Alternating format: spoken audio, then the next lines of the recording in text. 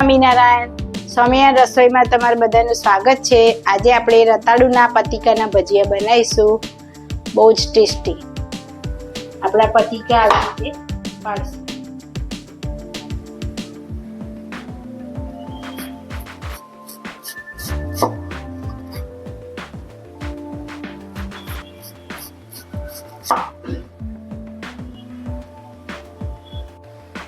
આપણે 400 ગ્રામ રતાળું લીધું છે, જે મેં એના પતીકા પાડી દીધા છે. 1 ટીસ્પૂન મરિયા લીધા છે, ધાણા 2 ટેબલસ્પૂન લીધા છે, મરચાં, આદુ અને લીંબુ, મીઠું સ્વાદ અનુસાર, ખાંડ 1 ટીસ્પૂન, તલ 1 ટીસ્પૂન, મરચું, હળદર, અજમો 1 ટીસ્પૂન અને 3 કપ ચણાનો લોટ. આપણે આ રતાળાના પતીકાના ભજીયા માટે ખીરું તૈયાર કરશું. આપણે ખાંડ, મીઠું સ્વાદ અનુસાર,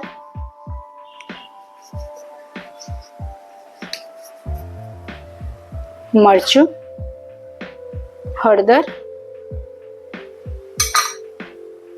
તલ, અજમો. હવે આપણે એને હલાવી દઈશું. હવે હું આ બીટર બનાવતી જાઉં છું. આદુ મરચાં આપણે લાસ્ટમાં નાખી દઈશું, બીટર તૈયાર થઈ જાય પછી. હવે આપણે આદુ મરચાંની પેસ્ટ નાખશું. લીંબુ 1 ટીસ્પૂન. આને થોડુંક આપણે ખીરાને ઘટ રાખશું, જેથી આપણે પતીકામાં ખીરું ચોંટી શકે. થોડું પાણી હજી ઉમેરશું.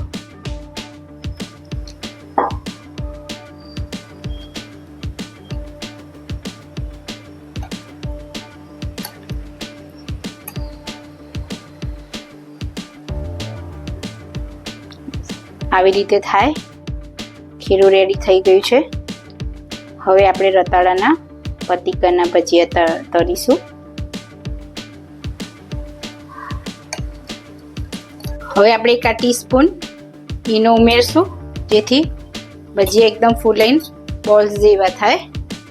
હવે આપણે રતાળુ પતીકા ભજીયા મસ્ત મસાલેદાર રેડી કરશું. તેલ મેં મૂકી દીધું છે ગરમ કરવા.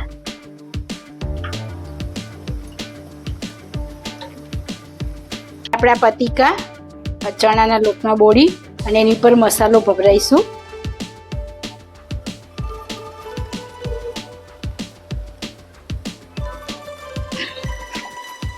મરિયાનો આ મસાલા પતીકા ભજીયા, અને પછી એને આવી રીતે તળશું.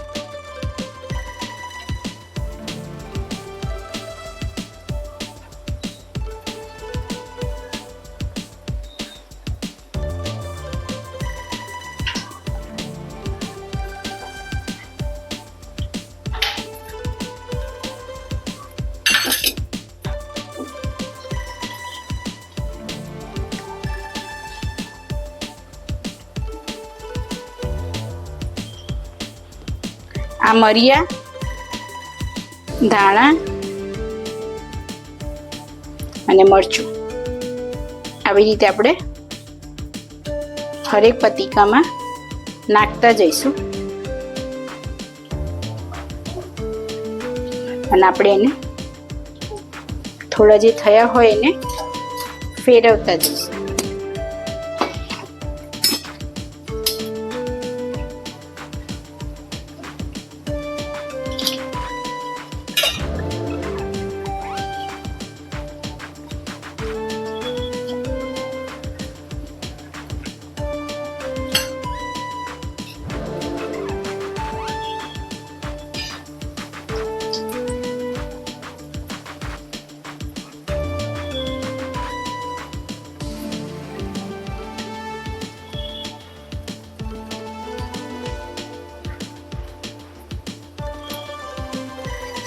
આને થોડા રતાળું થોડું જાડું હોવાથી ચડતા થોડીક વાર લાગે, એટલે આપણે થોડીક વાર એને ધીમા તાપે એકદમ જ ચડવા દેવાનું, નહીંતર કાચા રહેશે.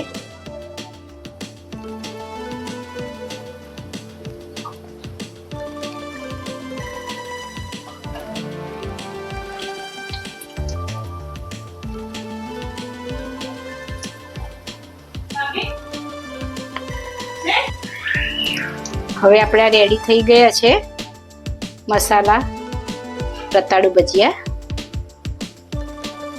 સુગંધ તો મને બહુ સરસ આવી છે.